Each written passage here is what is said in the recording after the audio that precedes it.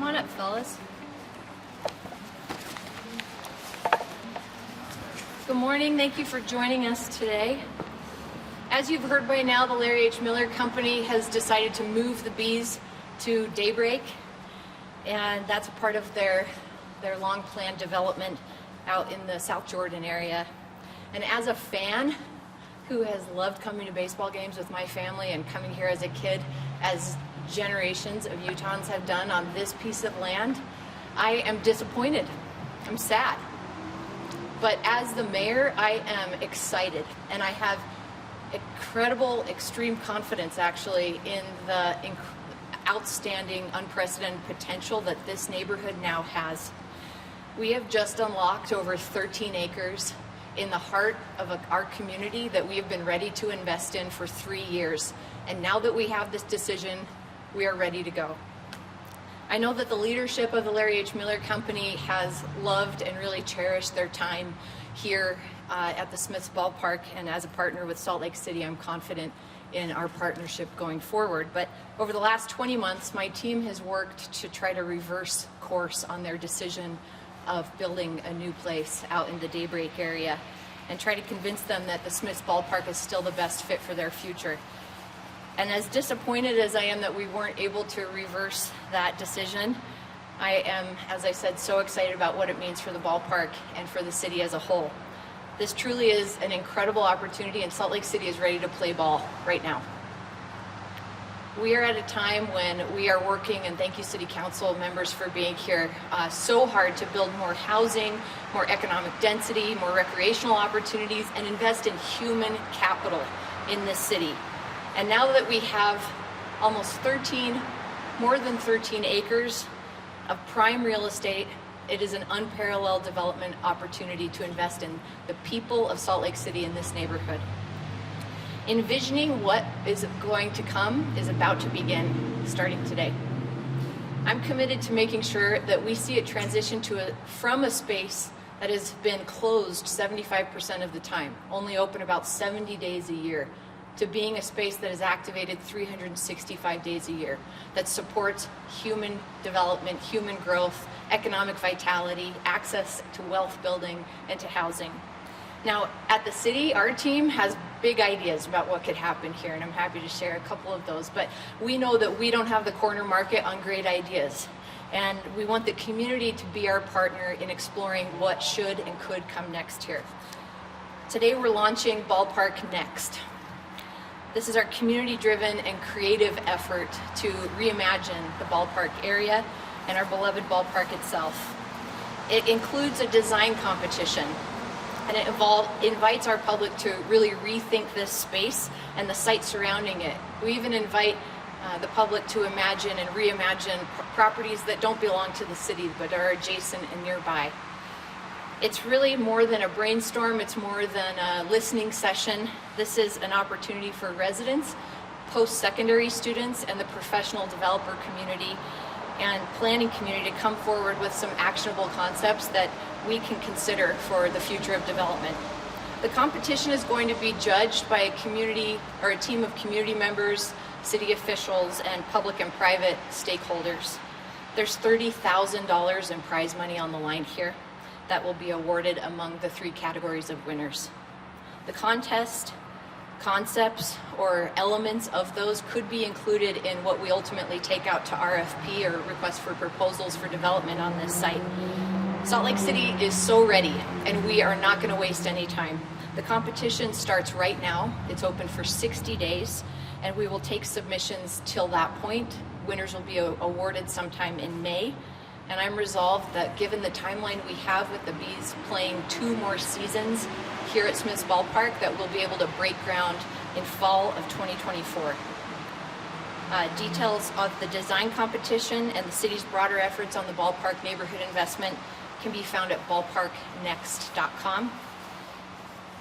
But I want to go back because I understand that this news is unnerving for the city community and the ballpark neighborhood in particular. I know that our residents and our local business owners are going to have questions and concerns, and I want you to know that your city's going to be with you at every step of the way.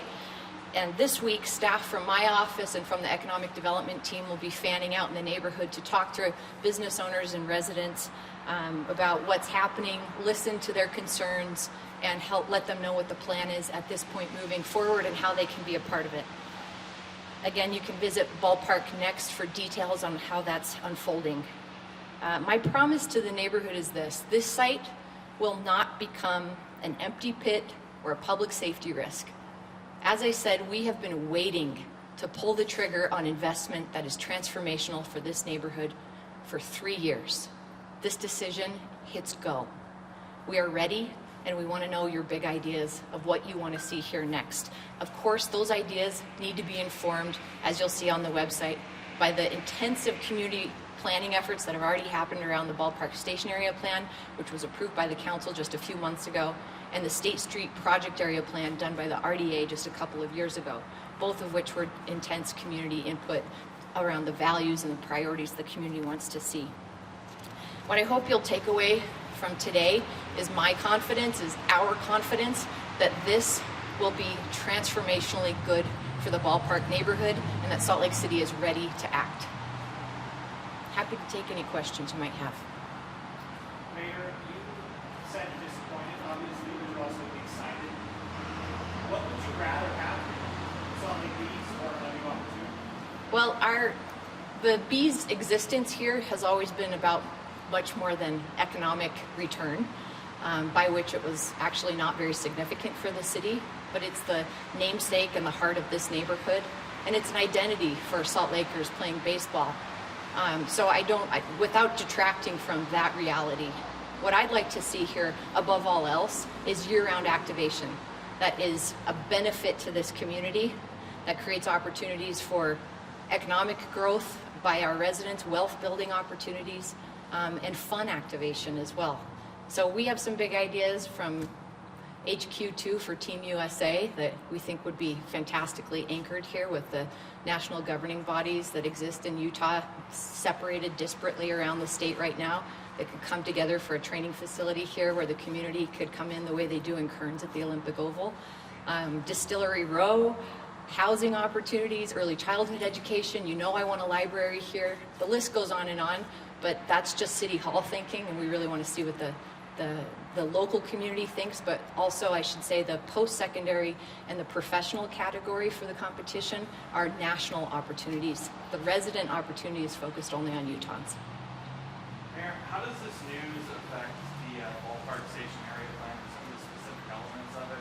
I'm thinking, for example, the Festival Street on West Temple, is that still in the cards now that the stadium's going to be gone? Yeah, it is. And I can't speak for the council because ultimately funding decisions will have to go through our council, but I think it actually underscores that those infrastructure investments will happen because we will have, I have no doubt that we're going to have density and activation on these 13 plus acres that we haven't had here for a century that would support the investment of that infrastructure build out for a festival street, so you could have festivals, farmers markets, activations down West Temple, and activating and really taking better advantage of the track station, and I think what should be better parking associated for the neighborhood.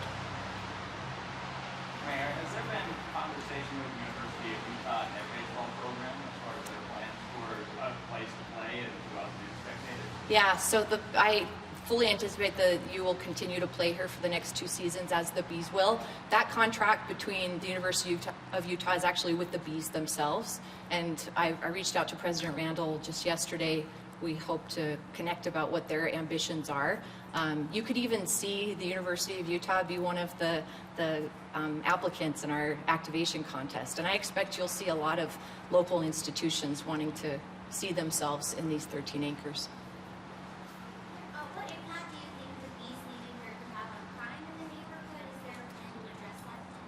It's not unique that Major League and minor league sports facilities create an impact on the immediate surrounding community. We're absolutely not unique in that way, and that's been proven out across the country. And as I said, it's shuttered 75% of the time. That grass isn't something that any kid in this neighborhood gets to put their feet on. This is not a community space most of the time. It's an identity, but it's not an active use for this community. And we know from areas like the Greenery, for example, which just a few years ago was a really different landscape on the ground. We haven't put the kind of investment there with on-the-ground downtown ambassadors the way we have in this neighborhood and the downtown core in North Temple, and yet it's seen a real transformation in the quality of life and the public safety because of activation. Because they're bringing people in who are going to work, getting a cup of coffee, going to a restaurant, and it's active 365 days a year. I think this will be that and beyond because of the proximity of the track station and our neighborhood anchors who are already here, like Horizonte and Challenger, Lucky 13, and the Urban Indian Walk-In Center. So I think that we're actually several steps ahead, but we'll see a tremendous improvement. So I know that there was a lease that was offered to these last year, and it's kind of said as like this could be the key piece to this neighborhood. What was the planning like? Did it start at the same time in terms of the possibility of them not accepting the lease and moving? What was the timeline for this project to kind of go with that possibility? We were very focused in the beginning several months on what that contract could look like and bringing them back to the table from the decision that they've now made around the opportunity at Daybreak. And earlier, just in November, I was made aware that they'd be making a decision sometime around the new year. And around, I think we'd had ideas kicking around from Councilmember Mono, who represents this area, to our redevelopment agency team and community and neighborhoods about really, we just have this incredible station area plan. We have redevelopment dollars from our tax increment, which the county just finally approved several months ago. We're ready to go, and so the ideas were flowing, but we didn't want to necessarily put a pin on it until we knew that they were going to make that, or we thought that it was likely they would make that decision. When did Elder John inform you that the team would be leaving? I received a letter Friday night, officially. But as I said, in November, I knew that they'd be making a decision, and we put this website and this activation competition together. What does this mean for the future of baseball in Salt Lake City? Could it pave the way for the MLB to come? I am not the expert on that, but I want to say yes. Because Salt Lake City, the capital city, should be the center of sports and arts and culture and our economy for the state. It's good for the state to have this concentration of these major activations. We want to be a partner for whatever conversations may come on that. We hope that's possible. Are there any discussions about MLB coming? As many as you report on are the ones that I know about. I guess to that end as well, would the stadium be demolished, or could it be, altered in some different way, or what's this particular season that we're in right now is the future? Carter, it sounds like you might do an application for the design competition. We don't know what will come next. And I think that even just from the ideas bubbling around our team in City Hall, there's ideas that are a blank slate, and there's ideas that adaptively reuse this. But as I said, the overarching priority for me is that this is activated year-round, that it's not just turned over to another 25% of the year use that's shuttered. How much money does the city put into the stadium every year? Since 1993, we've put in, actually, I want to give you an exact number, but I'll tell you the revenue has not been significant. It's been just over $4 million in that same amount of time, and we have contributed $45 million since 1993 in direct contributions. We've netted a revenue of just over $4 million. When it comes to redeveloping this site, do you want to redevelop it as a plus acres or split it into small parcels? Yet to be determined. And as mayor, I've come in with a different interest than some mayors in the past, being on the council for a long time and exploring other cities and the way they've done development, as the council does and the Downtown Alliance helps us do. I've seen the benefits and sometimes the costs of a single developer situation. But I think this activation design competition is going to give us a better glimpse of what the phasing opportunity might look like. But I need to go back and say that there is no better view for a baseball stadium than this in the state of Utah. It's just incredibly gorgeous. So hopefully whatever's activated here will take advantage of this.